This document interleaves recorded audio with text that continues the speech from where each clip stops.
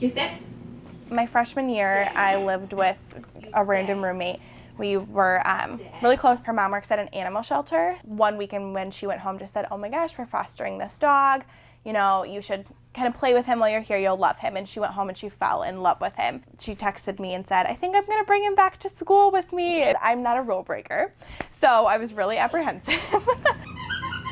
I felt like I couldn't go back. Like I felt like I couldn't not ever have a dog again. I'll never get along.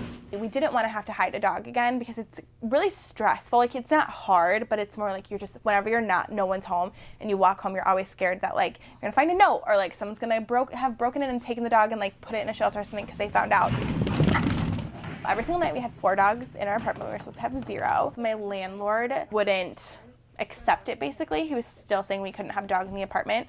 The next year, since I had already signed a lease with him, I was living in another one of his properties, and I didn't know it at the time when I signed the lease, but it was actually right next to his office. One day, my landlord just happened to drop something off, and I answered the door with the dog in my hands. And he asked me about it, and I said that I was just watching her for my boyfriend. Like, we were here for a second picking something up. He fined me $250.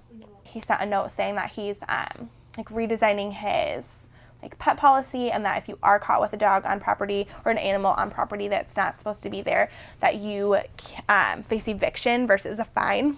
It did shake me up a little bit, and so I was a lot more cautious about it.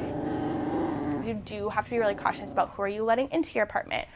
Even just like opening the door. Is your dog gonna run out? Is your landlord gonna be coming for maintenance? Those sort of things. Where we live now, on the lease you can have pets, but I never actually informed anyone of when I got a pet. I don't take any of it back.